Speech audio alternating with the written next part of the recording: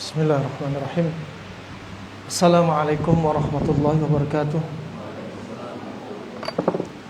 Innal hamdalillah nahmaduhu wa nasta'inuhu wa nastaghfiruh wa na'udzu billahi min shururi anfusina wa min sayyiati a'malina. May yahdihillahu fala mudilla lahu wa may yudlil fala hadiya lahu. Asyhadu an la ilaha illallah wahdahu la syarika lah wa asyhadu anna Muhammadan 'abduhu wa rasuluh. Amma ba'd.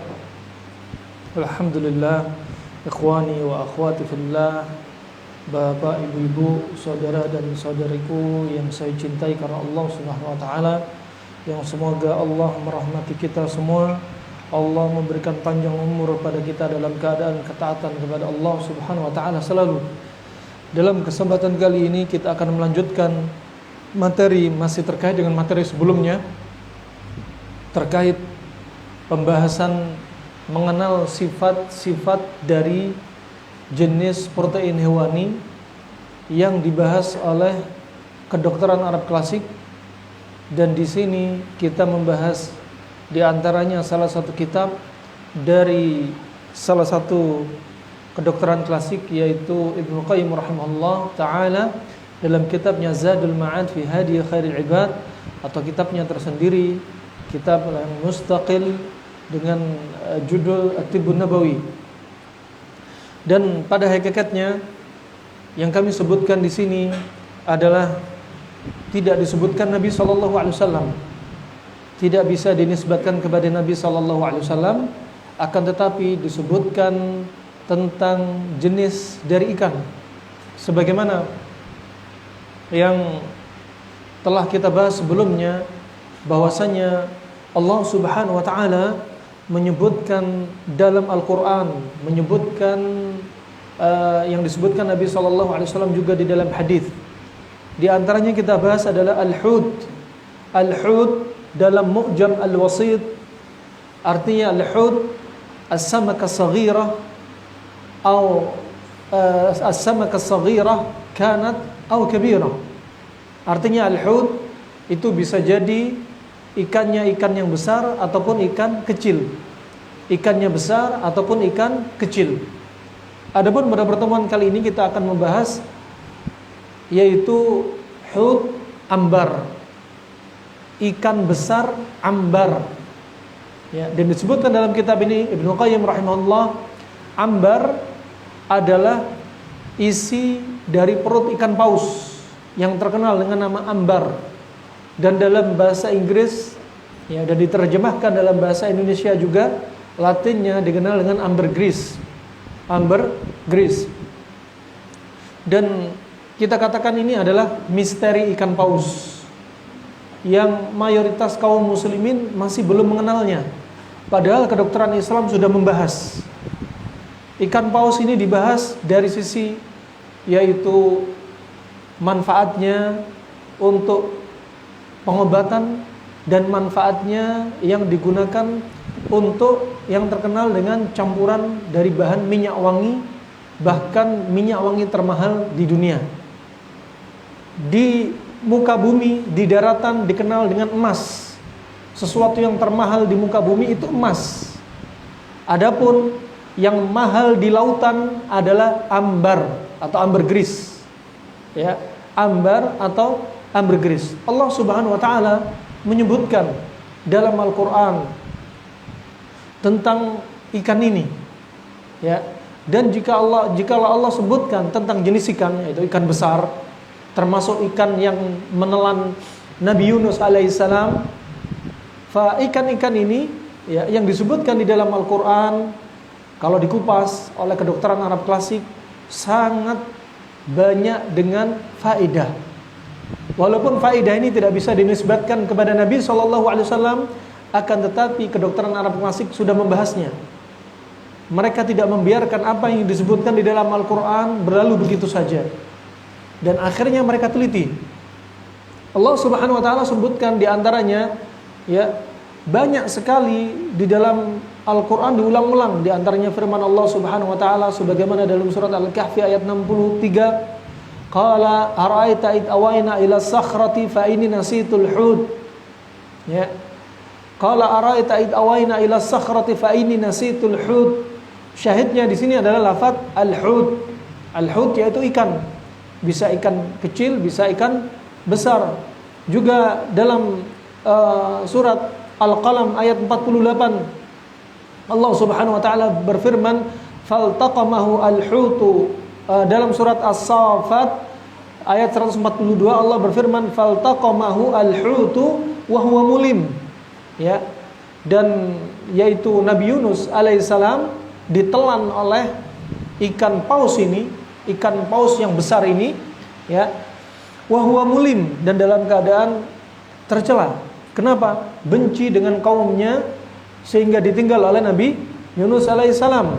Nah, kemudian Allah juga berfirman dalam surat Al-Qalam 48, fasbir li hukmi rabbika wa la takun ka sahibil huti idh nada wa huwa maghdum.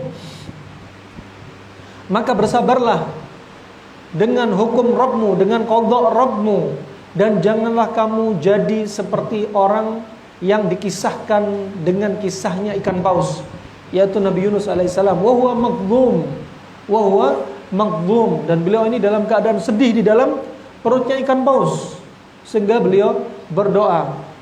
Dan sekali lagi, mayoritas termasuk dalam i'jazul Quran, lafaz dalam i'jaz ta'biril Quran, bahwasanya disebutkan mayoritas jika disebutkan al-lahm atau al-luhum di dalam Al-Quran yang artinya daging, maka yang dimaksudkan adalah luhumul an'am, maksudnya adalah daging hewan ternak.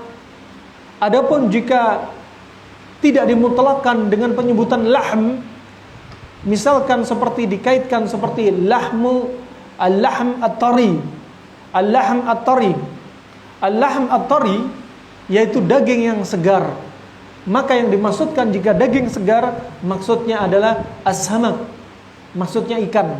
Kalau disebutkan lahm saja di dalam Al-Quran yaitu hewan ternak. Tapi kalau dikaitkan tidak disebutkan secara mutlak seperti lahmut tari, maka yang dimaksudkan adalah yaitu as-samak, yang dimaksudkan adalah ikan. Kenapa demikian? Karena ikan itu paling enak dikonsumsi dalam keadaan segar. Karena banyak ikan kalau enggak dikonsumsi dalam keadaan segar, maka insangnya ikan akan jadi hitam, matanya memerah, sehingga menyebabkan alergi. Ini yang ditafsirkan oleh para ulama al-mufassirun rahimahumullahu jami'an. Kemudian rahimakumullah, terkait dengan ikan sudah kita bahas pula. Bagaimana ikan yang terbaik? Ikan yang terbaik dari semua jenisnya adalah yang mendekati ekornya. Mau ikan daratnya, mau ikan lautnya. Terbaik dari sisi jenisnya, ada jenis ikan tongkol misalnya, ada jenis ikan sarden misalnya, ada jenis ikan faros, yaitu ikan kuda, ikan cucut, ya. Ada jenis di sini kita bahas ikan adalah ikan paus. Sama, yang paling baik adalah yang mendekati ekor. Dan nanti ambar yang akan kita bahas ini, itu posisinya di dalam perutnya ikan paus dan dia di tengah-tengah mendekati ke arah ekor. Rahimani wa rahimakumullah jami'an. Juga disebutkan dalam riwayat sebagaimana dalam riwayat Imam Bukhari dan Muslim, ya, bahwasanya ketika Rasulullah SAW mengirimkan pasukannya, yaitu pasukan Siful Bahr, ya, pasukan Siful Bahr, yaitu pasukan yang dikirim menyusuri tepi pantai, ya. Sif yaitu syati', yaitu pantai, ya, pinggir atau tepi laut, ya. Yang mereka ini dikirim oleh Nabi SAW dalam keadaan Nabi SAW membekali 300 pasukan ini hanya dengan sekitar satu wadah isinya kurma. Dibekali oleh Nabi SAW. Dan Nabi SAW membekali kurma ini kepada Abu Ubaidah ibnul Jarrah yang ditunjuk sebagai pemimpin, ya, yang ditunjuk sebagai pemimpin dalam peperangan Siful Bahr. Dan waktu itu Abu Ubaidah membagi masing-masing pasukan dengan satu orang satu biji kurma. Caranya biar kurma itu awet sebagai bahan mereka di dalam perjalanan, kurma itu dijilat kemudian minum air, dijilat minum air, ya, tidak dimakan satu utuh. tapi cuma dijilat saja, sehingga rasa manis pada kurma ini sangat bermanfaat untuk menjaga liver dan limpa dia ketika perut dalam keadaan kenyang. Bagaimana Nabi SAW membekali mereka, bagaimana Nabi SAW hanya membekali mereka dan tawakal ala Allah mereka untuk maju di medan perang. Bahkan disebutkan dalam lafaz hadis ini, ya, yang mana sahabat Jabir bin Abdullah mengatakan bahwasanya ketika kami sampai kepada tepi pantai dan kami dalam keadaan sangat lapar, fa asabana ju syadid, ya, kemudian kata beliau hatta akalna al-khabat, sampai kami, yaitu 300 orang ini, akalna al-khabat. Akalna al-khabat yaitu kami makan dalam keadaan apa? Kami bergelantungan di atas pohon. Ngapain? Makan dedaunan. Ya, saking laparnya coba. Hawa yang sangat panas di tepi pantai lebih panas lagi. Ya, angin laut yang mana angin laut ini sangat panas. Matahari dia menyinari lautan yang cahayanya kembali lagi menimbulkan panas, masih dihembuskan dengan angin sehingga betul-betul panas sekali dalam keadaan tepi pantai, menyisiri pantai. Belum lagi pasirnya kalau diinjak dia akan masuk ke dalam, terbenam ketika mengangkat dengan beban yang berat, sehingga mereka dalam keadaan sangat panas, sangat lapar, sangat haus, dan mereka bergelantungan di atas pohon sambil makan dedaunan. Subhanallah. Rahimani wa rahimakumullah jami'an. Demi kondisi mereka, ya, mereka jaya, Islam jaya dalam keadaan mereka kelaparan. Islam jaya dalam keadaan mereka dalam segala keterbatasan. Tapi Islam jaya dalam keadaan iman mereka dengan setinggi-tinggi iman. Jaya-jayanya iman sampai Allah bersumpah wal asr, demi masa. Di antaranya 6 tafsir di sini demi masa, di antaranya ditafsirkan oleh para ulama yaitu demi masa, yaitu sebaik-baik masa. Kapan? Masa-masa sebaik masa, sepanjang masa, yaitu Nabi Muhammad bersama para sahabatnya radhiyallahu anhum ajma'in. Kemudian rahimakumullah, di momen ini ketika mereka di tepi pantai, mereka, kata mereka, fa'alqa lana al-bahru hutan. Disebutkan dalam riwayat mereka melihat apa? Al-kathib ad-dakhm. Ada seperti tanah pasir yang tinggi, menumpuk, membumbung tinggi. Mereka pikir itu lembah, mereka pikir itu gunung. Ternyata itu adalah ikan paus. Ternyata itu adalah ikan paus. Dan ikan paus banyak. Ada ikan paus, ya, yang dikenal dengan al-hut al-azraq, yaitu paus biru, yang dia lebih besar daripada paus ambar. Sedangkan yang akan kita bahas adalah paus ambar. Paus biru lebih besar lagi, ya.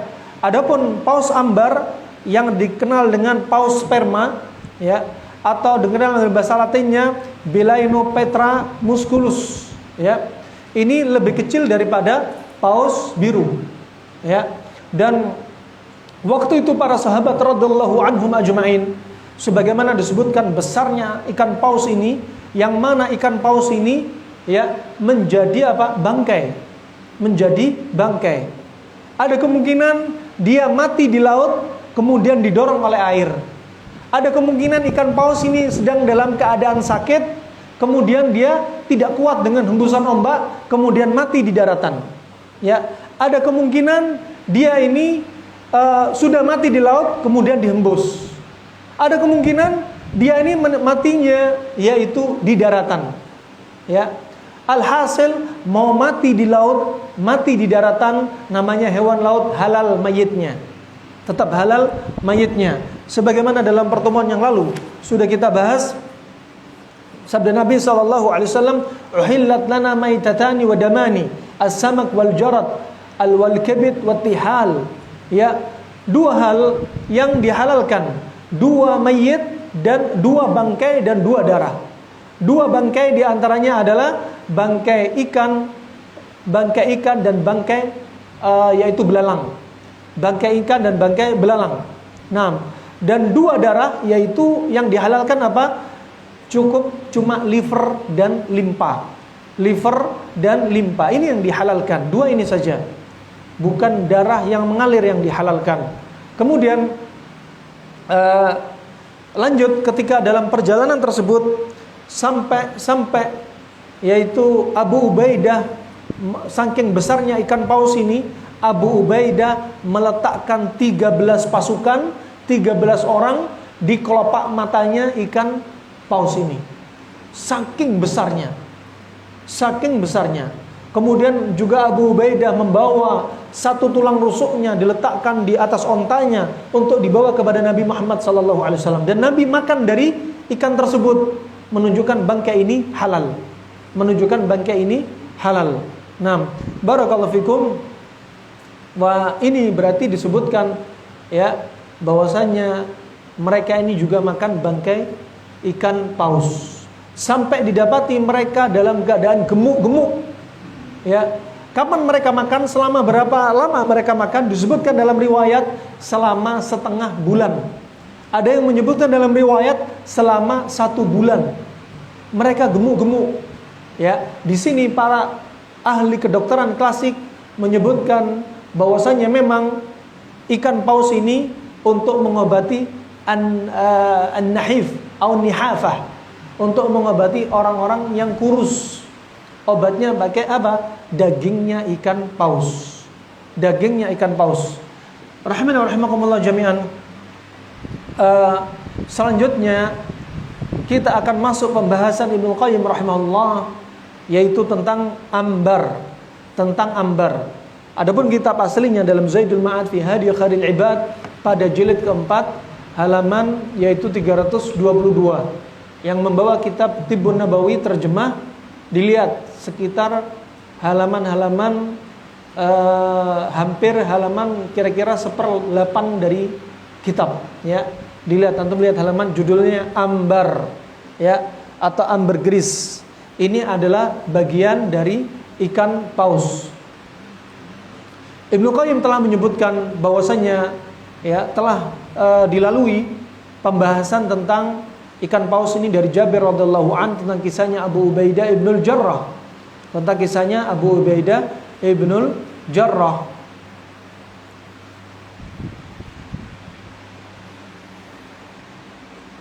Singkat dari pembahasan beliau rahimahullah,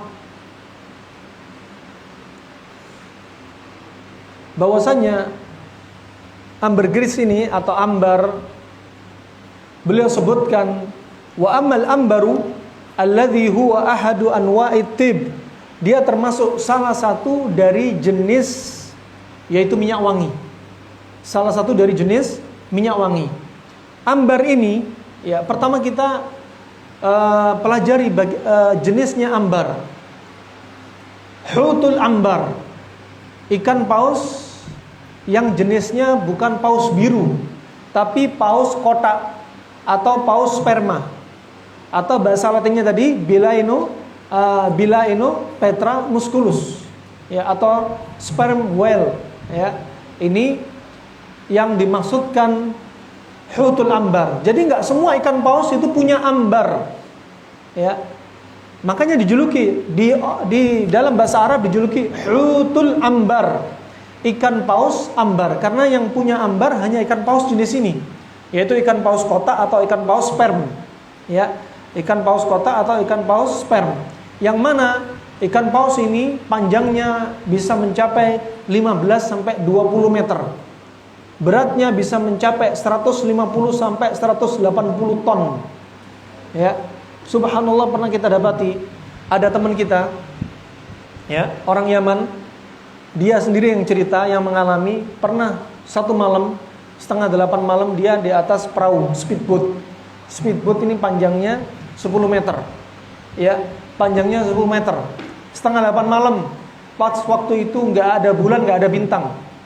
Tidak tahu daratan sebelah mana, rumah sebelah mana, kecuali mereka hanya pakai ya alat GPS Garmin, ya, yang GPS ini menentukan arah di mana rumah mereka melalui nomor telepon mereka di rumah mereka, sehingga GPS ini hanya mengarahkan. Antum bayangkan di kegelapan malam jalan menggunakan perahu, ya, jalan menggunakan perahu. Kemudian waktu itu speedboat yang mereka naiki tiba-tiba tidak berjalan, tiba-tiba macet. Ya, gimana perasaan antum? Dan speedboat ini terangkat, ya, terangkat. Mereka ngelihat ternyata ini mereka di atas ikan paus bukan 20 meter, bahkan sekitar 45 meter. Nah, jalan di atas punggungnya ikan paus. Ini mereka bersaudara sekitar 6 orang. Ya, akhirnya apa yang mereka lakukan? Doa kepada Allah, istighotsah kepada Allah, nangis-nangis, sujud-sujud. Kenapa? Kalau mereka numplek, bukan ikan paus yang nelen mereka, tapi ikan hiu. Ya, ikan hiu tutul, ikan hiu yang muka anjing yang sudah siap menunggu mereka. Ya, dan di sana ikan hiu lebih ganas daripada di Indonesia. Wallahu alam, apa sebabnya? Bisa jadi sebabnya karena kadar garamnya mereka lebih tinggi, karena panasnya yang sangat tinggi.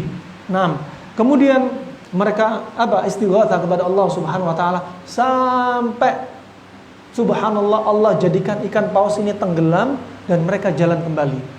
Subhanallah, sudah sujud syukur mereka. Gimana perasaan antum coba? Ada pula teman kita, sahibul kisah, sama satu orang ini yang menceritakan. Ketika mereka naik speedboat sekitar 60 mil dari daratan, ya. Speedboat itu biasanya ada kerak-kerak kotoran yang nempel di fibernya. Kemudian 3 orang turun menggosok fibernya. Ya. Setelah menggosok fibernya, 2 orang naik. Sisa 1 orang masih di laut membersihkan. Kemudian datang ikan hiu dengan kecepatan tinggi. Ya, siap nyerang 1 orang ini. Kecepatan ikan hiu bisa mencapai 80 sampai 100 km per jam di laut. Nah, kalau speedboat paling-paling hanya 20 sampai 30 km per jam. Wah, ini hiu 80 sampai 100 km per jam. Hiu ini nggak bisa lihat, dia hanya bisa merasakan gelombang, sesuatu yang bergerak di laut dalam jarak hampir 100 meter dia bisa mendeteksi. Kemudian dia bisa mencium aroma darah. Ini senjata yang mereka gunakan, sensor yang dia gunakan dari ikan hiu. Kemudian apa? Teman-teman membiarkan atau melarang 1 orang ini untuk naik ke speedboat, jangan naik.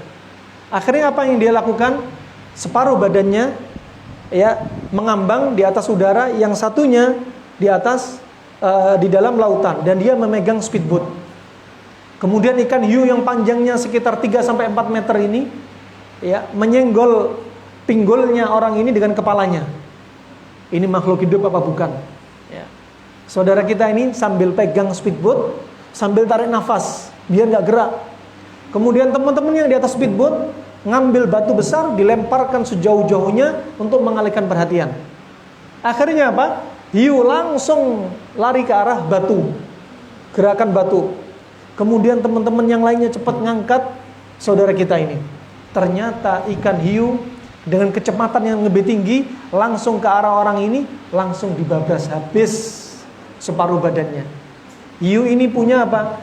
3 lapis gigi, gigi depan, tengah, belakang, dan sangat tajam. Sehingga kalau motong dengan kekuatan yang sangat kuat dan dengan giginya yang tajam dengan 3 lapis, sudah separuh badannya hilang dan yang separuh badannya tinggal meninggal dalam keadaan apa? Pengakuan dari teman ini masih sempat mengucapkan la ilaha illallah. Dan yang lainnya tinggal angkat badannya, tinggal menangis, sedih menyaksikan kenyataan yang dihadapkan mata mereka. Rahimahullah rahimakumullah. Makanya kata mereka, ya Abdurrahman, orang yang paling tinggi tauhidnya, orang yang paling tinggi tawakalnya adalah para nelayan. Ya, dalilnya apa? Sebagaimana disebutkan firman Allah, falamma raqibu fil fulki da'allaha mukhlishina lahuddin falamma najjahum ilal barri idahum yusyrikun. Orang musyrik di masa lalu, tatkala mereka di tengah laut, mereka itu berdoa kepada Allah, istighotsah kepada Allah, ikhlas, gak inget berhalanya, gak inget walinya, gak inget kuburannya, gak inget, ikhlas karena Allah Subhanahu wa taala. Tatkala Allah selamatkan mereka ke daratan, mereka kembali lagi berbuat syirik. Berarti orang musyrik di masa lalu, kapan ikhlasnya? Ketika dalam keadaan terhimpit, mereka doa kepada Allah. Ketika selamat di daratan, berbuat syirik lagi. Sedangkan umat di zaman sekarang berbuat syirik kepada Allah Subhanahu wa taala dalam keadaan riang gembira, mereka syirik. Ya, dalam keadaan terhimpit mereka juga syirik. Coba bayangkan. Ini parahnya orang yang terjerumus syirik di zaman sekarang. Yang ngeri lagi itu zaman dulu naik kapal laut, zaman sekarang naik pesawat. Angin tebel, sayap sudah bergoyang, gemetar. Turbulensinya kacau. Ya, masih ada petir lewat kiri kanan dari pesawat. Ya, belum angin menggoyang mereka, hujan melewati mereka. Asiknya nonton TV di belakangnya kursi. Mereka lupa doa naik pesawat, lupa doa safar, lupa doa ketika ada angin kencang, lupa doa ketika ada petir, lupa doa ketika mereka dalam keadaan terhimpit, kesusahan. Subhanallah. Makanya kita sebenarnya naik pesawat lebih menakutkan kondisi sekarang ini. Kita naik pesawat dengan orang-orang yang gak dzikir sama Allah. Kadang kita naik pesawat yang di situ dijual beli khamr, memabukkan. Ya. Kadang kita naik pesawat situ orang-orang pada berbuat maksiat, yang melihat pramugarinya, yang ngelihat layar di kursinya. Nasallahu afiyah. Ini hanya sebagai faedah peringatan. Rahman jami'an. Kembali kepada topik, ya, bahwasanya ya Allah ciptakan ambar ini ada hikmahnya. Ya, Ibnu Qayyim menyebutkan bahwasanya ambar ini diantaranya menjadi salah satu bahan minyak wangi. Sebagai salah satu bahan minyak wangi. Ambar itu sebenarnya seperti muntahan ikan paus. Kapan muntahan ini ada? Jadi ada hewan-hewan yang dia itu makan tumbuh-tumbuhan di dasar ikan laut yang paling dalam. Ya. Kemudian ikan-ikan ini ditelan juga oleh ikan paus yang makan dari tumbuh-tumbuhan yang paling dalam dari dasar laut. Juga terkadang ikan paus ini langsung juga makan tumbuh-tumbuhan di dasarnya laut. Dan dia tinggal di daerah yang paling dalam, ikan paus ini.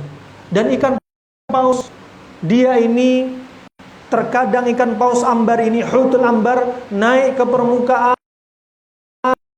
untuk mengambil oksigen, untuk nafas, keluar dari punggungnya air, nafas, dan dia bisa bernafas dan menyimpan nafasnya di bawah laut sekitar 90 menit. Dan ikan paus ambar ini termasuk ikan paus yang otaknya paling besar dari semua hewan di muka bumi ini.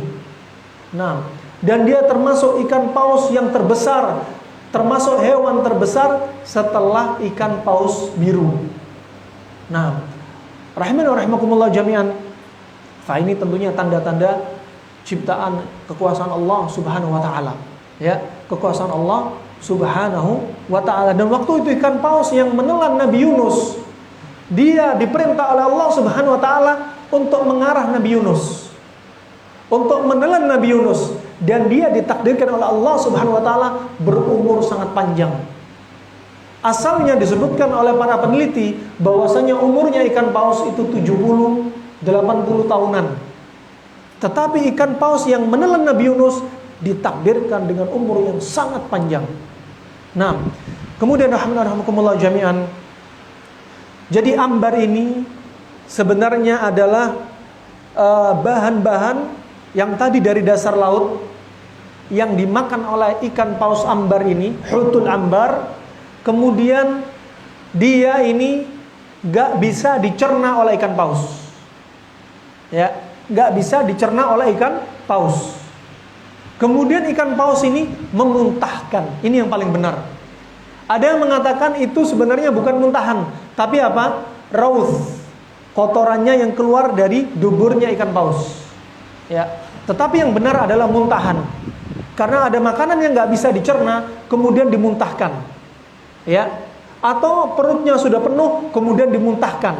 Muntahan inilah sudah dilapisi dengan madah as-samaq au syam'iyah, yaitu yang sudah dilapisi dengan apa dari kelenjarnya ikan paus dari dalam. Inilah yang mahal. Inilah yang mahal.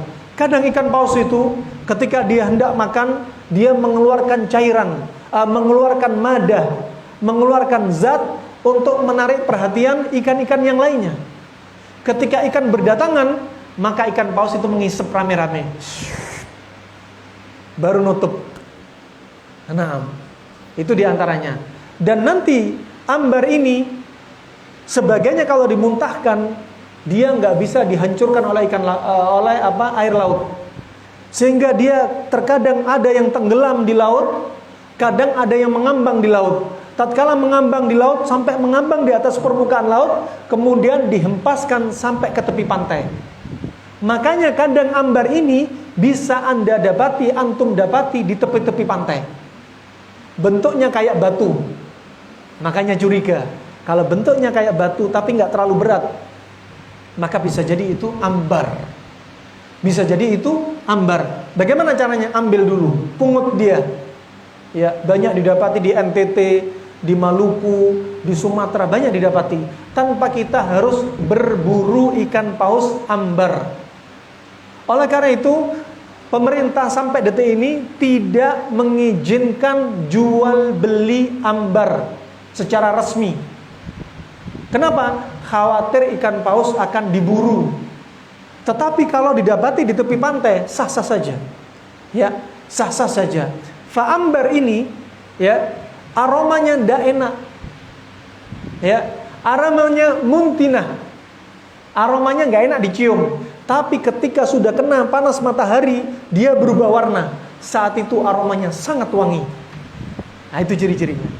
Warnanya juga beda-beda. Warna apa yang paling disukai? Nanti disebutkan Ibnu Qayyim rahimahullah. Inilah ambar. Ya, jadi dia dari mada samghiyah. Ini termasuk apa? Sumber daya alam yang belum banyak diketahui manusia. Subhanallah, kita dapati ya dari data-data dari teman-teman yang pengalaman menjual. Ada teman kita yang menjual, ada teman kita yang menawari kepada kami, ya. Ada yang sudah menjual di Kuwait, di Emirat, di Saudi. Mereka menjual dengan sangat murah. Ambar ini beratnya sekitar 3, 5 sampai ada yang 7 kilo.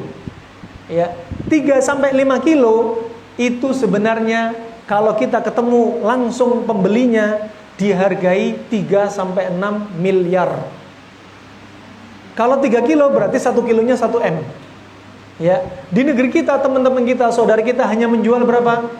5 kilo, 7 kilo hanya dijual 13 sampai 20 juta. Masih relatif murah. Kalau kita beli dari saudara-saudara kita jual ke Arab, masih sangat untung, sangat besar. Nah, untungnya masih sangat besar sekali. Rahimani wa rahimakumullah jami'an. Ini sumber daya alam. Ya, tanpa harus berburu ikan paus, ternyata ada beberapa ambar yang terdampar di tepi pantai.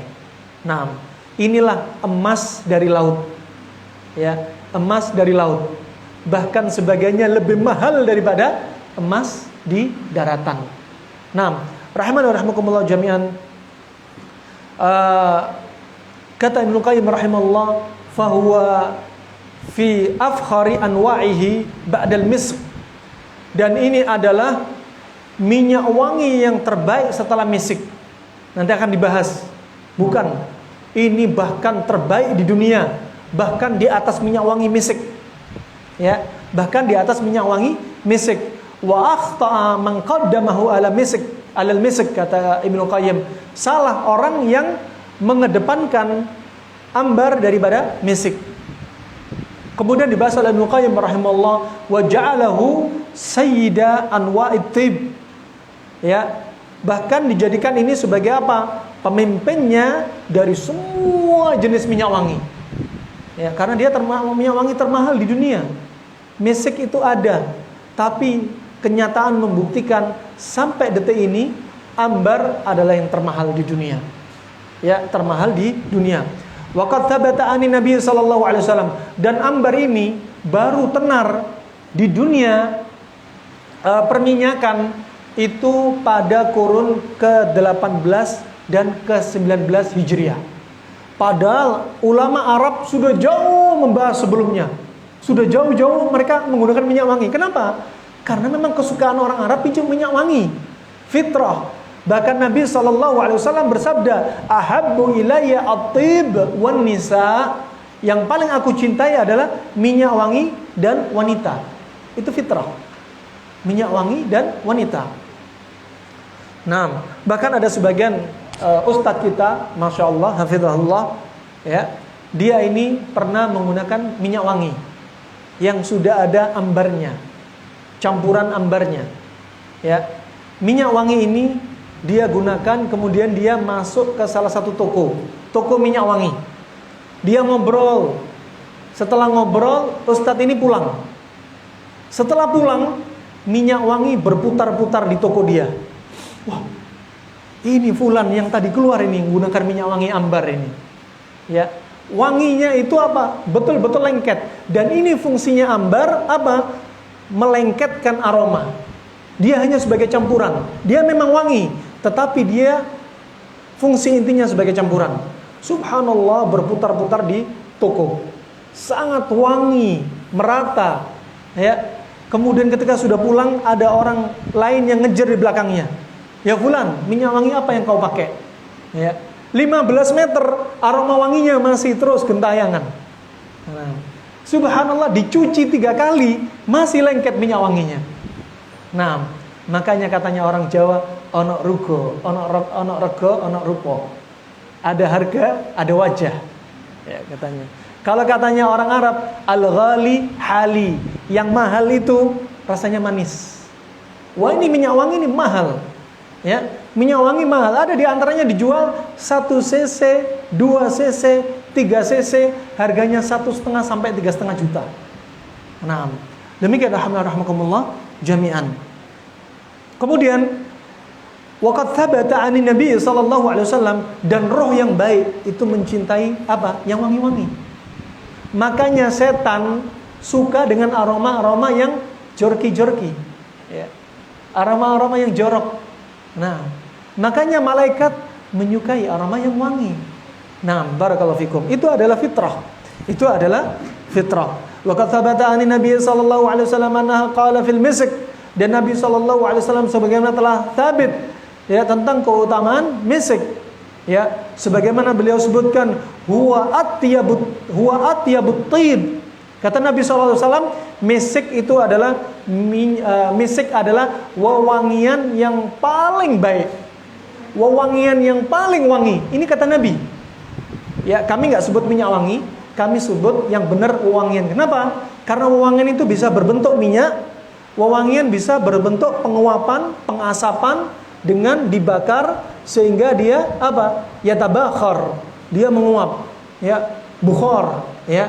Ada yang bentuk apa? Asap, wanginya asap. Makanya orang Arab, kebiasaan orang Arab sebelum berangkat ke masjid, ada mereka membuat kayu bentuknya kerucut. Kemudian pakaian itu dimasukkan kayu yang kerucut, kemudian diletakkan arang, dia taruh di atasnya wewangian. Sehingga wewangian itu menempel wewangian dari dalam pakaian. Nah, berangkat Jumat, masya Allah dalam keadaan sangat wangi. Ya, kadang mereka juga menggunakan bukhor sebelum Jumatan atau di rumah mereka diletakkan faham, yaitu arang, diletakkan wewangian keliling ke rumah atau keliling ke masjid. Bukan hanya itu, bahkan air minum sekalipun dikasih wewangian, bukhor. Sehingga kita minum air seperti minum wewangian. Masya Allah. Kalau nggak terbiasa rasanya aneh. Nah, barakallahu fikum. Kemudian rahimahumullah, ya. Lanjut Ibnu Qayyim rahimahullah, wa sayati insyaallah taala dzikru al-khasa'is wa manafi' allati khussa biha al-misk. Nanti akan kita sebutkan dalam bab sendiri tentang apa? Keutamaan misik dan fungsinya misik. Ada yang mengatakan, mereka menyebutkan misik itu dibikin dari apa? Dari cairan sendinya apa? Al-ghazal. Rusa. Rusa sendinya itu wangi. Diambil dari situ, warnanya putih. Ada yang bikinan, ya instan, bukan dari rusa asli, tapi sudah bikinan. Adapun orang-orang Syiah yang kami dapati, ya di negeri Yaman, mereka itu kalau perang minum misik. Kenapa? Kalau kena peluru nggak berdarah, nggak mengocor darahnya. Kalau kena peluru ditetesin misik dan diminum. Itu keyakinan mereka dan mereka gunakan terus menerus. Naam, hadahumullahu jami'an. Kemudian rahimakumullah, misik kita bahas dalam babnya sendiri. Hatta innahu tibul jannah. Bahkan nanti misik itu minyak wanginya penghuni surga. Nah, minyak wanginya penghuni surga. Bahkan nanti kita di surga makan tidak dalam keadaan lapar, tidak dalam keadaan kenyang. Terus kita ingin makan. Namanya input harus sama dengan output. Kalau kita makan di surga, makan yang kita inginkan, terus keluarnya lewat apa? Outputnya pakai apa? Di surga nggak ada ingus. Di surga permisi nggak ada air ludah. Ya, di surga nggak ada nanah. Di surga nggak ada keluar cairan telinga yang kotor. Di surga nggak ada pipis. Di surga nggak ada permisi buros, BAB. Di surga nggak ada yang kotoran-kotoran seperti haid dan nifas, nggak ada. Di surga nanti output kita berupa keringat. Yang keringat itu baunya seperti misik. Subhanallah. Rahimakumullah jami'an. Wa berikutnya kata Ibnu Qayyim rahimahullah. Ya, kita ringkas saja pembahasan Ibnu Qayyim rahimahullah taala. Berikutnya beliau sebutkan warna-warna ambar. Dan warna apa yang paling baik? Warna apa yang paling baik? Ya, kata beliau, warna ambar itu ada yang berwarna di antaranya abyad, putih. Ada yang warnanya ashab. Ashab itu campuran putih dengan hitam. Berarti ke arah keabu-abuan. Ada yang warnanya merah. Ada yang warnanya kuning. Ada yang warnanya hijau. Ada yang warnanya biru. Ada yang warnanya hitam. Ya, maka warnanya sangat banyak sekali. Nah, dan yang paling baik di sini sampai detik ini artinya apa? Yang paling mahal. Yang paling mahal.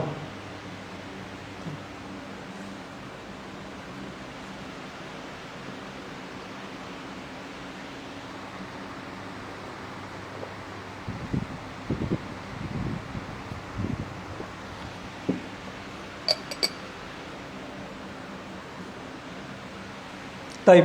Yang paling baik di sini sampai detik ini dia yang paling mahal. 3 kilo, 5 kilo, 7 kilo. Itu pun beratnya itu tergantung dari warnanya. Ya. Ada teman kita waktu di Yaman atau waktu itu sudah sampai Indonesia, dia chatting. Alhamdulillah Abdurrahman, aku dapat ambar 7 kilo katanya. Alhamdulillah kalau dirupiahkan aku dapat untung 6 miliar. Masya Allah, dapat 6 miliar. Nah, namanya rezeki Allah, nggak disangka-sangka. Kadang kita ngumpulin duit untuk bikin rumah, untuk beli harta, kendaraan, mobil, itu hitung-hitung nyelengin. Ini sebulan dapat gaji sekian juta, celengin. Lah ini rezeki Allah langsung blek, ya. Min haitsu la yahtasib, enggak disangka-sangka datang langsung miliaran rupiah. Nah, miliaran rupiah. Kemudian rahmatullah, warna yang paling baik adalah warna ashab. Warna ashab yaitu keabu-abuan. Itu paling baik. Kemudian ranking kedua, warna biru. Ranking ketiga, warna kuning. Nah, kemudian yang paling jelek warnanya hitam. Antum lagi diajarin bisnis sama Ibnu Qayyim. Ya. Sekarang antum lagi apa? Diajarin bisnis.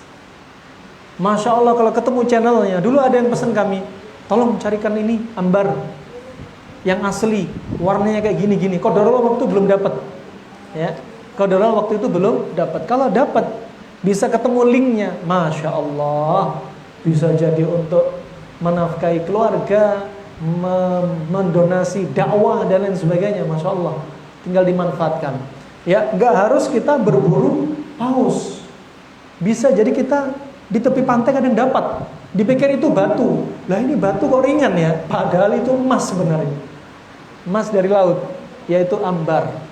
Banyak sekali dari kaum muslimin dapat ikan paus kesian, mati di tepi pantai, digalikan, dikubur, mubadir. Ya, padahal dibelek dulu ususnya, dicari ambarnya. Ingat, jenisnya bukan jenis semua ikan paus, tapi apa? Paus kotak atau paus sperma, ya, sperm whale, ya. Kepalanya agak rata, agak kotak. Dicari perutnya, di tengah perutnya dekat ke arah ekor. Ya, kalau ada benjolan, ya, dia besar seberat 3, 5 atau 7 kilo, itulah ambar. Belum selesai sampai di sini. Dagingnya itu bisa dimakan, dikeringkan. Kami dapati di Yaman, ya, dua potong seperti 2 ruas jari ini dimasukkan di botol kecil, dijual di Yaman waktu itu dihargai dengan 2.000 real. Real Yaman, bukan real Saudi. Kalau kita rupiahkan, 2 potong ini dihargai 100.000, Masya Allah. Lah ini beratnya 150 ton. Bakal jadi berapa?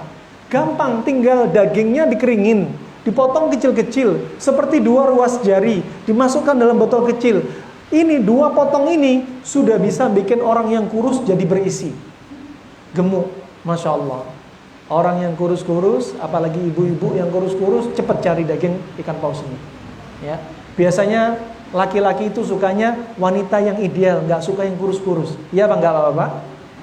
Nah, demikian rahimahullah jami'an. Nah, dan ini juga termasuk di manfaatnya menormalkan hormon di dalam tubuh. Ya, orang kurus kenapa? Karena hormonnya kacau. Hormon kacau di mana yang mengendalikan? Pituitari di otak. Ada sesuatu yang kecil namanya kelenjar pituitari, master of gland.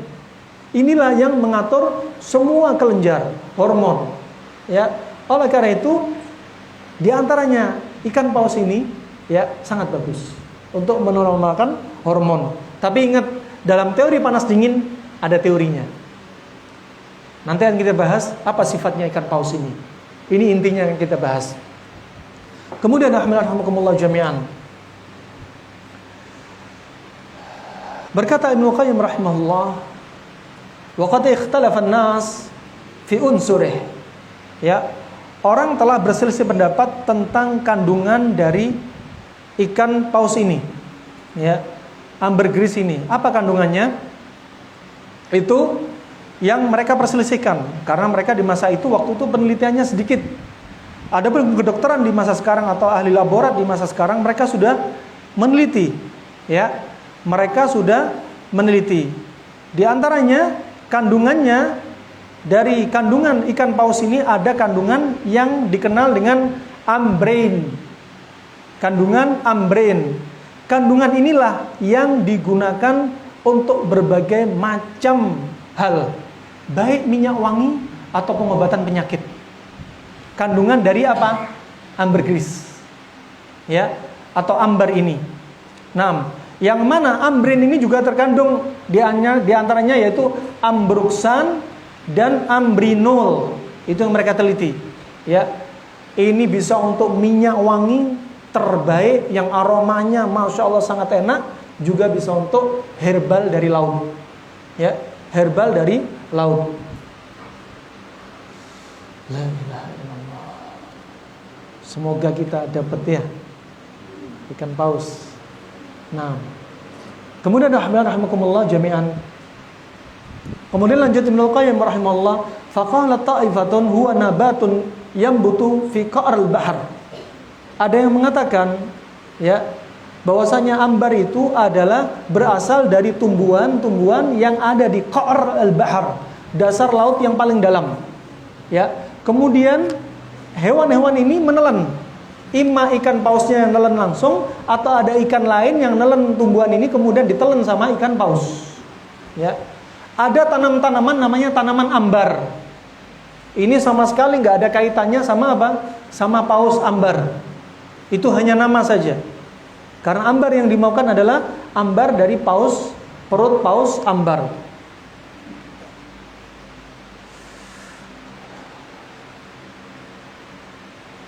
Kita masuk, sebelum masuk fungsinya, kita akan membahas dari apa?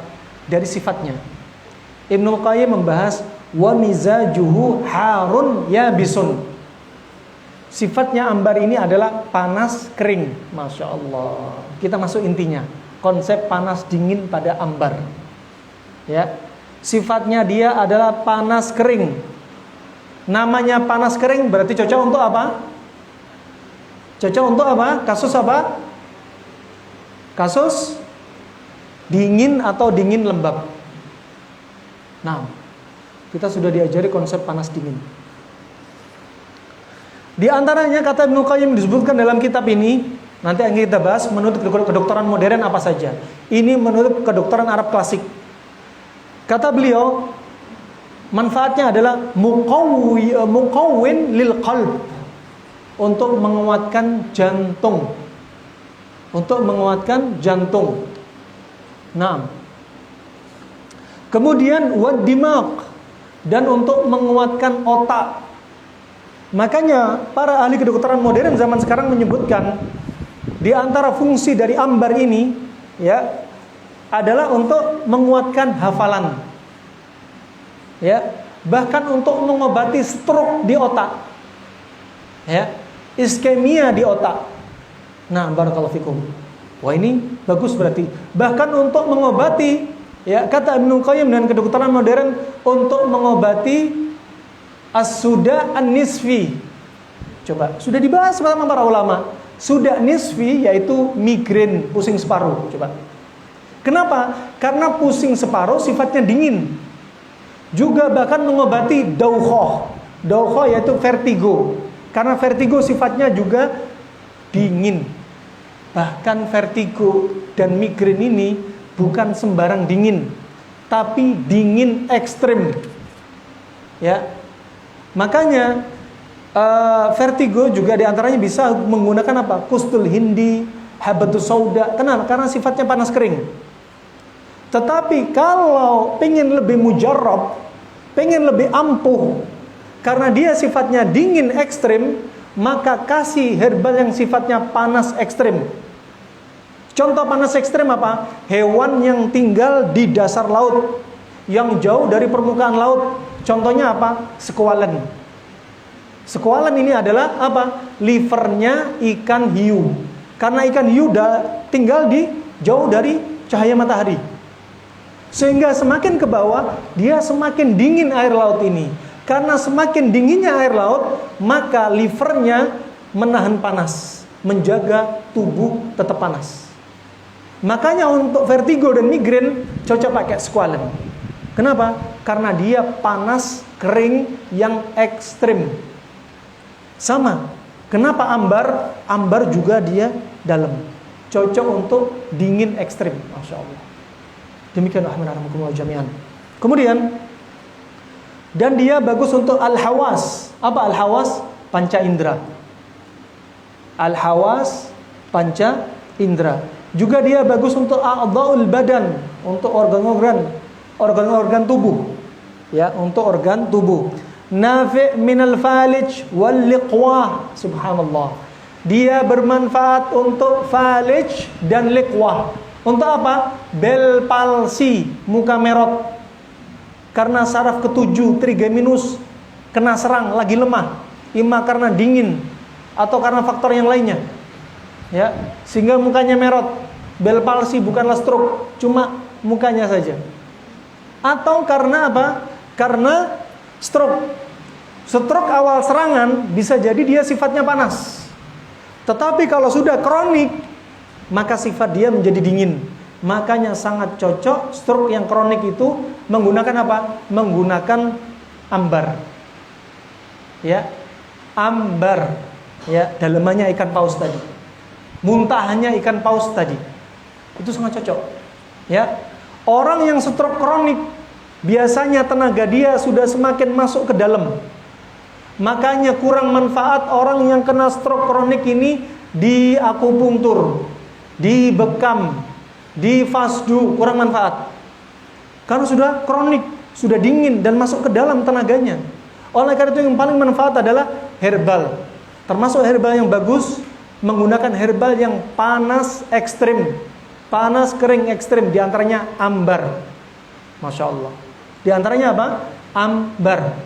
Nah, ya, maka dikonsumsi untuk apa? Orang stroke. Baik dengan cara dicium. Ambar ambil sedikit, dipotong sedikit, taruh di atas sendok, taruh di atas lilin, dia akan mencair. Kalau ditaruh air, dia nggak hancur. Dia harus dipanasin. Ketika mencair, ya, maka dia akan keluar aroma wanginya. Kemudian diisep. Itu untuk mengobati apa? Bell palsy dan stroke. Ya, sekaligus juga bisa diminum. Dosisnya untuk minum, menurut kedokteran Arab, mereka menyebutkan dosisnya 11,6 gram dicampur dengan 1 kilo madu. Kemudian diaduk. Ya, setelah dicairkan, diaduk. Kemudian diminum 1 sendok makan 2 kali sampai 3 kali sehari ketika perut kosong. Ya, ini bagi mereka yang tidak mempermasalahkan madu dengan herbal laut. Karena ada yang mempermasalahkan herbal darat sama laut tidak boleh dicampur. Nah, barakallahu fikum. Demikian rahimakumullah. Jikalau orang yang berarti tidak berpendapat tidak bolehnya, berarti langsung saja setelah dicairkan dosisnya berarti cukup sekitar setengah sendok teh sampai maksimalnya 1 sendok teh. Barakallahu fiik. Nah, kemudian rahimakumullah, juga di antara manfaatnya itu al-amrad al-balghamiyah. Penyakit-penyakit al-balghamiyah. Seperti apa penyakit balghamiyah? Seperti penyakit yang banyak dahak. Karena yang banyak dahak itu sifatnya dingin. Seperti COVID, cocok berarti. Tapi jangan bilang Tibun Nabawi. COVID pakai ambar, cocok. Karena dia sifatnya dingin. Sedangkan ambar panas kering, bahkan panas kering yang sangat ekstrim. Kapan minumnya? Seperlunya saja. Sembuh, sudah langsung berhenti. Kenapa? Karena dia panas kering. Termasuk balghamiyah seperti apa? Kelenjar TBC. TBC kelenjar. Ya, itu cocok. Termasuk seperti apa? Lipoma. Cocok. Ya, pakai seperti herbal-herbal seperti ini. Wa auja al-ma'idah al-baridah. Dan berikutnya cocok untuk apa? Lambung yang dingin. Di sini Ibnu Qayyim berarti juga mengajarkan ada lambung panas, ada lambung dingin. Ya, ada seseorang berpikiran konsep panas dingin. Orang sakit mah makan timun bisa jadi dia tambah mual. Berarti lambung dia apa berarti? Dingin. Karena dingin ketemu dingin tambah mual. Ya, ada orang sakit mah ya minum jahe, ternyata tambah sehat. Berarti lambung dia apa? Lambung dia apa? Dingin. Nah, jahe ini menguatkan lambung dia. Sifatnya panas, cocok untuk lambung yang dingin. Ketika makan timun kok lambungnya tambah sakit, berarti lambung dia dingin. Nah, ada orang jahe mahnya tambah kambuh, berarti lambung dia panas. Itu contoh. Fa ini ambar sangat cocok untuk apa? Cocok untuk orang yang lambungnya dingin. Masya Allah. Ya. Nah, barakallahu fikum. Warriyah al-ghalidhah. Dan dia cocok untuk apa? Untuk angin yang menumpuk sangat ekstrim. Ya. Angin menumpuk sangat ekstrim. Termasuk pada COVID. Ya. Orang COVID dikasih kistul hendi, dikasih habatus sauda, dikasih ambar, permisi, nanti dia akan sering sendawa dan sering buang angin. Kenapa? Hawanya, anginnya dibuang. Sebagaimana teori Al-Hafidz Ibnu Hajar. Ya, kalau tadi ya salah satu unsur menumpuk akan menimbulkan gas, yang mana gas ini kalau naik ke kepala menimbulkan beberapa masalah, sakit mata, pilek, masalah paru-paru, masalah jantung, ya, masalah pusing, ya, dan lain sebagainya. Sudah kita lalui. Kemudian berikutnya juga ambar ini untuk mengatasi sumbatan-sumbatan, ya, baik sumbatan di pembuluh darah, sumbatan di saluran perkemihan, sumbatan karena plak-plak, kerak-kerak di usus. Ini bagus pakai ambar. Ya, caranya gimana? Diminum. Bagaimana cara minum? Sudah kita sebutkan tadi. Dengan dosis 11,6 gram dicampur 1 kilo madu. Kemudian diminum 2 sampai 3 sendok ketika perut kosong sejam sebelum makan. Kalau mereka yang menggunakan obat tunggal tanpa madu karena mereka berkeyakinan herbal darat nggak boleh campur herbal laut, berarti dosisnya cukup setengah dan maksimalnya 1 sendok itu maksimal. Nggak boleh berlebihan. Dan disebutkan oleh mereka bahwasanya ambar ini tidak punya efek samping. Ya, yang ada hanya efek depan. Ya, terutama bagi mereka-mereka yang apa? Frigid impotensi, efek depannya bagus pakai ambar. Nah, bisa dipahami? Nah, ini yang laris di Arab sampai sekarang. Makanya orang Arab kalau sudah ngomong masalah gini sudah nomor 1. Kemudian rahmatullah itu diminum. Autulia bihi minal kharij, atau tulia bihi bisa dioleskan, dibalurkan, bisa jadikan masker. Untuk apa? Menghaluskan kulit, untuk jadi bahan kosmetik. Ya, pewanginya sabun, pewangi aroma wangi-wangian itu pakai ini. Nah, demikian bagaimana caranya? Dicairkan. Kalau Anda dapat yang keras, dicairkan. Ya, bisa dioleskan, kemudian dia jadi seperti minyak. Dioleskan ke kulit. Ya, ke wajah juga bisa. Orang yang punya flek, orang yang punya jerawat, orang yang punya masalah kulitnya kasar dan sebagainya, itu menghaluskan. Makanya jadi bahan kosmetik pula. Kemudian wa idza tubukhira bihi nafa'a minazukam. Kalau ini diuapkan, misalkan diletakkan di atas arang, ambar tadi dipotong sedikit, taruh di atas arang, kemudian keluar uapnya, itu bisa untuk mengobati zukam, pilek. Kenapa pilek? Karena pilek itu lembab di hidung. Dan ambar itu panas kering. Sama. Kenapa COVID kok banyak sembuh di antaranya atau terjaga dengan apa? Minyak kayu putih diletakkan di masker. Karena minyak kayu putih itu sifatnya juga panas kering. Ambar juga panas kering. Diuapkan untuk membantu menghilangkan kelembapan di hidung. Jika hidung sudah lembab karena uap dari gas dari perut, maka virus dan bakteri dia akan hinggap pada media-media lembab. Simpel sekali kaidah dalam pengobatan kedokteran Arab klasik. Juga untuk menghilangkan sudah pusing. Juga untuk menghilangkan pusing. Wasyaqiqah al-baridah. Juga pusing separuh yang sifatnya dingin. Ini kedokteran Arab klasik yang membahas. Berikutnya kedokteran modern akan kita bahas apa saja manfaatnya. Beliau sebutkan di antara manfaatnya untuk mengulangi nyeri pada gigi. Karena orang sakit gigi itu sifatnya dingin. Minyak ambar ditaruh di atas sendok, dipanasin sampai meleleh, kemudian pakai tangan yang bersih dioleskan pada sakit gigi dan digosok-gosokkan pada gusinya. Ya, sifatnya ini panas kering, diletakkan pada gigi yang sakit dingin. Subhanallah, simple. Ini padahal kedokteran modern yang bilang. Nah, ada sebagian teman kita ustadz, ya, kalau ada orang sakit gigi, dia gampang pakai sendok aja nggak ada apa-apanya. Taruh di atas lilin, dikompresin di giginya. Masya Allah, sembuh. Simple panas dingin coba. Antum dengan panas dingin, subhanallah ada aja ide keluar. Ya, saking simpelnya. Seperti teman kita sakit mata, matanya merah, konjungtivitis. Ya, hanya dikasih apa? Udah nggak usah tergesa-gesa ke dokter, nggak usah minum obat kimia, nggak usah tetesin obat kimia. Pakai aja kamu banyak istirahat, kamu makan timun. 15 menit subhanallah sudah sembuh sakit matanya. Karena sakit mata tadi sifatnya dingin, panas.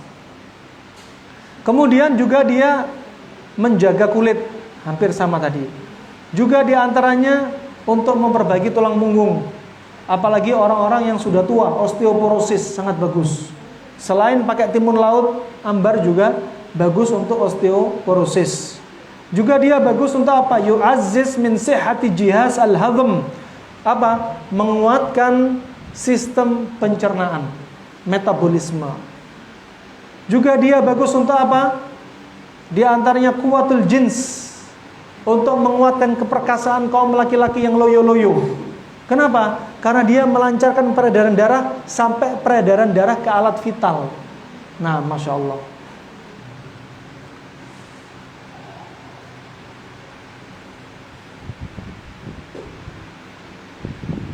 La ilaha illallah. Dia juga sangat cocok untuk apa? Kasus batuk, sesek, asma, dan penyakit-penyakit dada.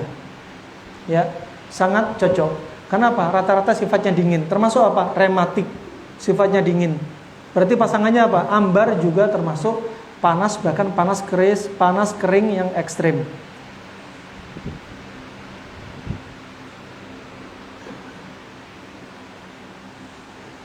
La ilaha illallah.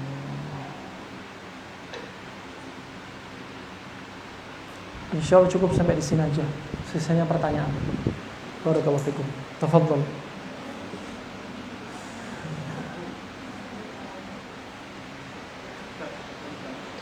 Pak Fauzan. Pak Fauzan.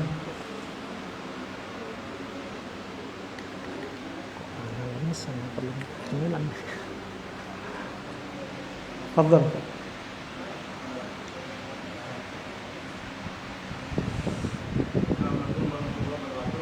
Waalaikumsalam. Ustaz, terkait dengan minyak ikan. Nah, Apakah minyak ikan itu juga bagian dari salah satu ambar yang tadi terangkan? Dan apakah minyak ikan itu sifat konsumsinya sebagai kosmetik? Karena kalau tadi kan ambar sifatnya korektif. Jadi kalau misalkan sudah sembuh, nggak perlu konsumsi lagi. Nah, tadi pertanyaan saya terkait dengan minyak ikan itu bagaimana? Ada penjelasan? Minyak ikan bahannya beda-beda. Ada yang dari ikan salmon, ada yang dari belut, ya. Ada yang beda-beda yang alhasil kandungannya diantaranya omega 3, omega 6, beda-beda. Dan rata-rata minyak ikan sifatnya juga panas kering. Sifatnya panas kering. Makanya nggak semua orang dikasih minyak ikan. Ya, kalau ada orang punya sifat penyakit panas dikasih minyak ikan tambah parah. Nah, dan adapun ambar ini panas kering ekstrim sekali. Karena dia di tempat kedalaman yang jauh dari cahaya matahari. Gitu. Nah, itu maksudnya. Ada yang mungkin perlu. Sebetulnya minyak ikan itu sama sekali tidak ada hubungannya dengan ambar saja. Oh, beda. Ambar beda. Ada minyak ikan dari apa? Hatinya ikan hiu. Seperti tadi. Namanya squalen. Ya. Ada yang dari ikan gabus. Ya. Dan beda-beda. Berarti kita harus lihat apa? Harus lihat komposisinya, bahannya dari apa ini. Nah, dan sifatnya juga beda-beda. Kalau dikonsumsi rutin tidak ada rekomendasi, ketika dibutuhkan saja. Ketika dibutuhkan. Nah, dan itu prinsip yang benar. Karena tubuh kita sudah dalam keadaan seimbang, ngapain kita konsumsi satu herbal? Katakan tubuh kita setelah minum herbal seimbang, sehat walafiat. Berarti seimbang. Kalau kita tetap minum, misalkan herbal sifatnya panas kering, katakan kusul hindi, habatus soda, minum terus, alasannya apa? Sebagai suplemen. Maka tubuh yang seimbang dikasih panas kering terus, apa jadinya? Jadinya tubuh terlalu panas kering. Kalau tubuh terlalu panas kering akan muncul penyakit panas kering. Ya, kata Hippocrates, bapak kedokteran, dia mengatakan kalau tubuh kita sering dikasih panas kering, maka organ tubuh kita akan mengering dan lama-lama organ tubuh kita membatu. Coba. Itu teorinya Hippocrates. Ya Allah. Masya Allah. Bismillah khair. Bismillah. Biar nggak kelihatan tangan kiri ini. Bismillah.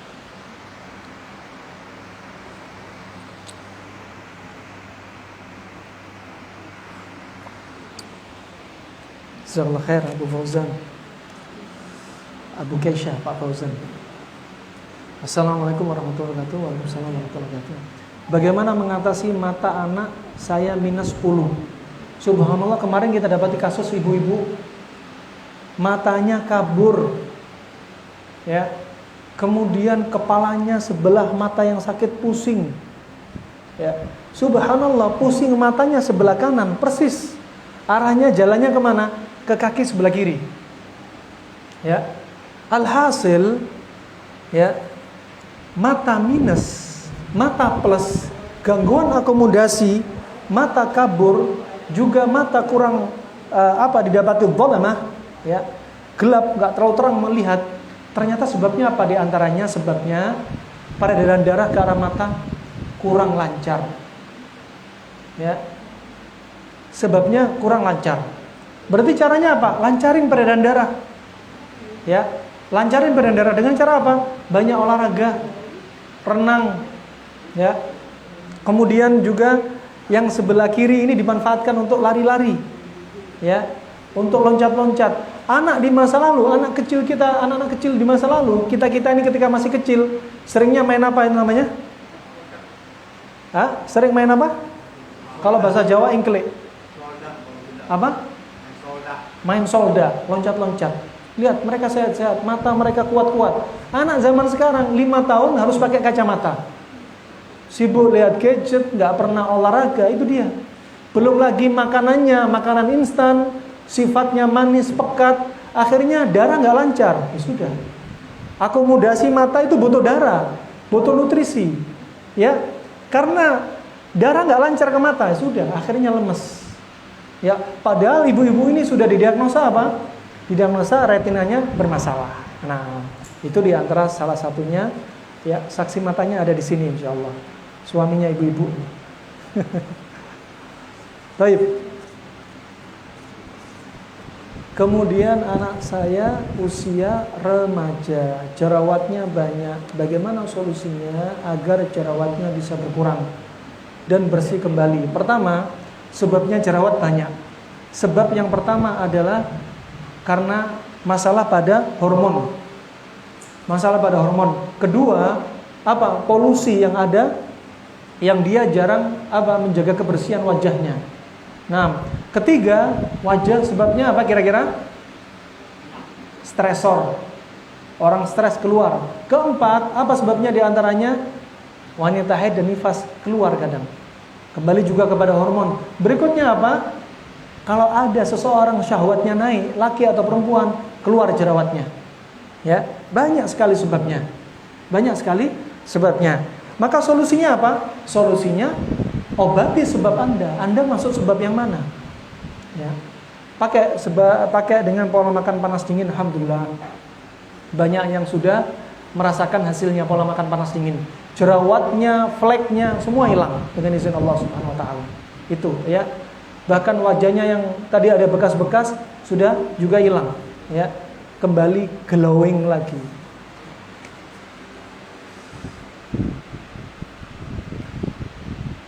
Ana masih ragu perihal imunisasi. Saya nggak bahas imunisasi, kembali kepada masing-masing. Kemudian izin tanya, apakah fungsi atau manfaat Husnul Khatimah ini? Husnul Hindi. Kustul Hindi, bukan Husnul. Kustul Hindi, Kustul Bahri, ya. Kalau bahasa lainnya disebutkan kist, pakai kaf juga ada, pakai kof juga ada. Hampir sama dengan ambergris. Kustul Hindi, Kustul Bahri. Kalau Kustul Hindi sifatnya panas kering, lebih kuat. Kalau Kustul Bahri, dia di bawah derajat panasnya Kustul Hindi. Kustul Bahri condong warnanya ke arah putih. Kustul Hindi condong ke arah coklat kegelapan. Dan semuanya sama-sama panas kering, tapi Kustul Hindi lebih kuat, panasnya panas kering. Adapun ambergris sudah kami sebutkan tadi, sifatnya panas kering, tapi panas kering yang sangat ekstrim. Makanya kalau ada orang sudah kena COVID, mukanya sembab, seseknya banget, kemudian daahnya sangat banyak, cari ambergris. Ya, dia lebih ekstrim daripada Kustul Hindi. Lebih ekstrim daripada Kustul Hindi, biar cepat membuahkan hasil. Izin bertanya, anak saya laki-laki sering menggigau kalau lagi tidur. Kenapa begitu Pak Ustadz? Menggigau, ya, seperti mimpi. Mimpi tidak lepas dari 3 sebab. Ya, mimpi dari Allah, mimpi dari setan, dan mimpi karena bunga tidur. Kalau anak-anak biasanya, anak-anak kecil biasanya mimpinya karena apa? Kejadian di siang harinya. Bunga tidur aja. Dia terbawa dalam mimpi dia, alam bawah sadar dia. Nah, tidak mengapa, wajar, kita semua pernah mengalaminya. Apa yang sebaiknya dilakukan supaya tidak sering menggigau? Mindsetnya diatur, sampaikan kepada dia kejadian-kejadian yang tadi siang. Jangan dimasukkan dalam hati, jangan jadikan pikiran, ya. Kemudian mohon nasihatnya bagaimana cara supaya tidak mudah biar mudah mengingat hafalan Al-Quran untuk usia yang sudah lebih 50 tahun. Sebagaimana disebutkan para ulama, al-hifdz inda sighar kan-naksh 'alal hajar wal hifdz indal kibar kan-naksh 'alal ma'. Orang yang menghafal ketika masih kecil seperti memahat di atas bebatuan. Orang yang menghafal ketika usia tua seperti memahat di atas air. Gimana kalau mahat di atas air? Ya. Enggak membekas. Imam Syafi'i pernah berkata kepada gurunya. Kata Imam Syafi'i, "Syakautu ila Waqi' su'a hifdzi fa'arsyadani ila tarkil ma'asi." Imam Syafi'i bertanya dia kepada gurunya, berkeluh kesah tentang hafalannya yang buruk. Lah Imam Syafi'i hafalannya buruk gimana? Ini apa? Pengakuan Imam Syafi'i. Katanya hafalannya buruk. Kemudian dinasihati sama gurunya untuk meninggalkan maksiat. Lah ini Imam Syafi'i. Lah kalau kita nggak kebayang maksiatnya kayak apa, hafalan kita kayak apa, hafalannya gajebo, nah murojaah nggak jelas, nah suruh jadi imam loncat-loncat, ayatnya loncat-loncat. Nah, barakallahu fikum. Di antaranya untuk menguatkan hafalan apa? Di antaranya apa? Tinggalkan maksiat. Itu secara maknawi, tinggalkan maksiat. Wah, ini ada, kita dulu punya teman, masya Allah. Ustadz, kalau anak maksiat anak lakukan maksiat, hafalan anak nggak ngefek katanya. Loh kok bisa? Iya, karena saya nggak punya hafalan, gimana mau itu? Iya nggak ngefek, mau lihat maksiat nggak lihat maksiat, hafalan nggak ngefek karena nggak punya hafalan katanya. Ini rahmatullah secara maknawi, sebab maknawi dosa-dosa dijauhi, maksiat dijauhi. Adapun secara hissi untuk menjaga hafalan, sebagaimana kata Imam Bukhari, ditanya, "Ya Aba Abdillah, ma dawa'un nadhar?" Wahai Aba Abdillah, apa obatnya hafalan?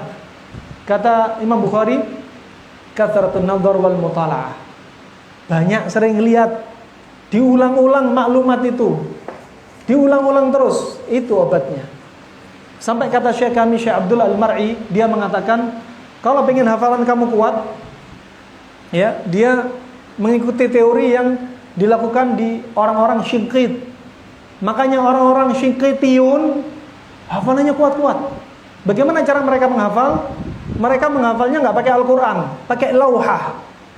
Papan ditulis, gurunya menyebutkan surat dan ayat halaman disebutkan. Kemudian dicek ke gurunya, ada yang salah nggak, khotnya salah nggak, tulisannya salah nggak, panjang pendeknya salah nggak. Kalau benar dikembalikan lagi ke muridnya, dihafalin satu ayat 200 kali, ayat kedua 200 kali, ayat 1 sampai kedua disambung sampai habis, itu seharian penuh. Katanya Syekh kami apa? Orang ini otak dibagi menjadi dua. Ada hafalan sarmadi, ada hafalan abadi. Sarmadi apa? Kita cepat hafal tapi cepat hilang. Abadi artinya apa? Pada bilangan tertentu hafalan dia pindah ke otak yang abadi. Artinya abadi apa? Hafalannya lama, kekal. Kemudian ternyata ketika masuk bilangan 200 kali, di otak ini pindah ke otak sebelahnya. Makanya orang-orang Syinqitiyun kalau sudah hafal 30 juz, jarang di antara mereka murojaahnya ngelihat Al-Quran. Sudah ngikuti seperti apa? Air yang keluar dari ceret. Ikut gitu aja. Nah, itu cara mereka. Itu cara mereka. Kemudian ada pun cara-cara yang disebutkan Syekh Muqbil rahimahullah, di antaranya apa? Konsumsi luban. Luban itu getah pohon, dimakan seperti permen.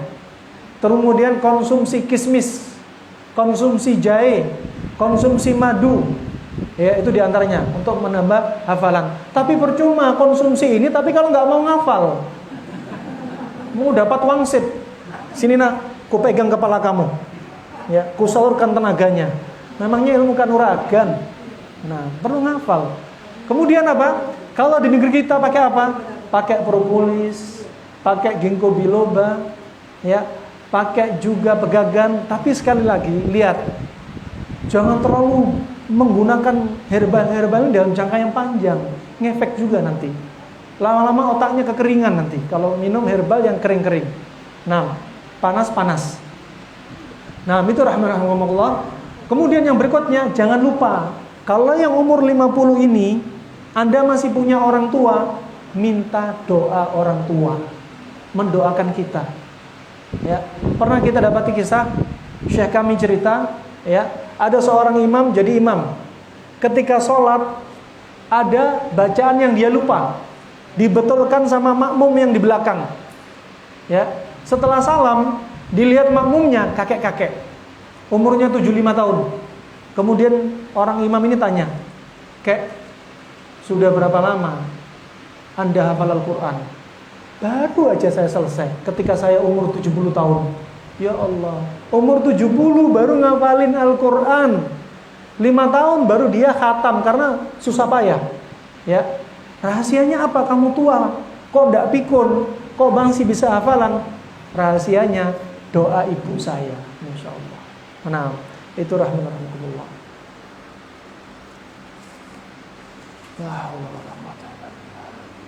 Untuk menghilangkan bau badan, pola makan, bau ketiak, bau badan karena sering makan makanan yang satu jenis seperti panas ketemu panas, apalagi pete sama nasi, ya.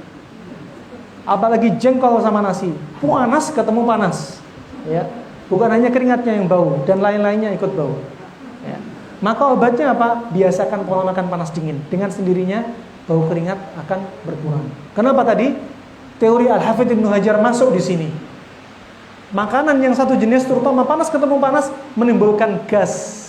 Kalau naik kepala, ya, kemudian ke mata, sakit mata, ke hidung, pilek. Kalau ke paru-paru, sakit paru-paru, ke jantung, bisa membahayakan pembuluh darah. Ke kepala, bikin pusing. Kalau ke ketiak, bikin bau. Kalau ke kulit, bisa bikin panu kadas kurap. Kalau kulit kepala, bisa bikin ketombe dan kutuan. Permisi, kalau ke kemaluan perempuan, bisa membuat keputihan. Ini kadang teori kedokteran Arab klasik nggak sama dengan teori kedokteran Cina. Makanya unik, ya. Kita ambil sana, dan sana. Nggak perlu kita menafikan teori kedokteran modern, teori kedokteran Cina, teori Yunani. Kita gabungkan. Bagaimana menurut mereka? Menurut mereka itu adalah seni pengobatan tanpa harus mencela, memaki satu sama lainnya. Bagaimana taunya diri kita orang yang panas atau dingin? Kalau Anda suka marah, ya. Kalau Anda suka ngambek, ya. Kalau Anda suka baper, ya. Kalau ngomong agresif, ceplas-ceplos, dos gitu. Gitu ya. Ini nggak diajarkan Nabi, jangan bilang dari Nabi. Nah, itu hanya apa? Menunjukkan sifat.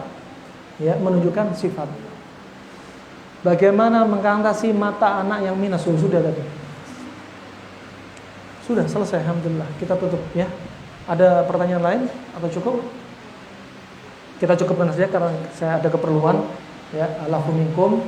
Ya, selanjutnya jika masih ada pertanyaan, kita lanjutkan di pertemuan berikutnya. Ya, jika ada benarnya dari saya, tentunya dari Allah semata. Jika ada salahnya karena keterbatasan ilmu saya dan dari gangguan dari syaitan, dan semoga Allah jauhkan dari gangguan syaitan.